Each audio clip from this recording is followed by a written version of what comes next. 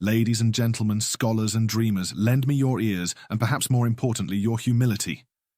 For though centuries have passed since I last set quill to parchment, I find the theatre of the world much the same. The costumes have changed, velvet robes for silicon suits, candlelight for blue light. But the script, dear hearts, is ever familiar. I once wrote, "A fool thinks himself to be wise, but a wise man knows himself to be a fool." And I dare say these words ring no less true now than they did in my time. Indeed, in an age where everyone has a stage and speaks without pause, this truth may well be more urgent. In my day, the line was uttered by Touchstone in As You Like It, a clown with a tongue of iron and insight of gold. It was jest, yes, but jest that cut to the bone. To be wise, we said, was not to be filled with answers, but with questions, not to proclaim one's brilliance, but to confess one's blindness. True wisdom was a burden carried humbly, not a banner waved proudly. Our fools were not merely mad, they were mirrors. They could speak what kings feared to hear, and often in their foolish garments they clothed the truest truths. The relevance now? Yet behold the irony of your age. You live in the so-called information era, where knowledge pours forth in torrents, and yet ignorance thrives. For knowledge without humility is but noise with a crown. Every man is a pundit, every woman an oracle.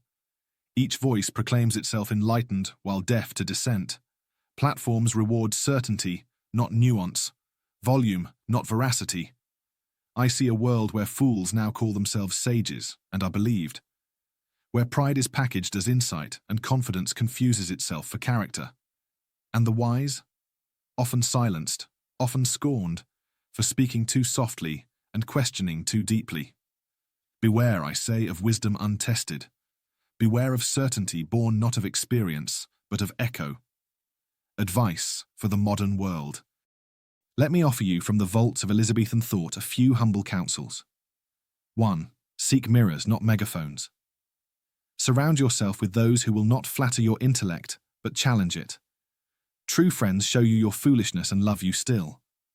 2. Doubt is not the enemy of belief, it is its foundation. Question what you know, lest you become prisoner to what you presume. 3. Beware the performance of wisdom. He who speaks in sonnets may be a villain still.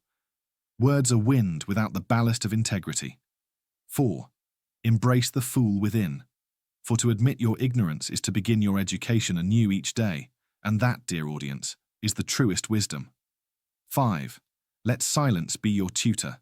When the world screams, be still. Listen more than you speak. For the wise man waits, weighs, and then whispers. My final reflection.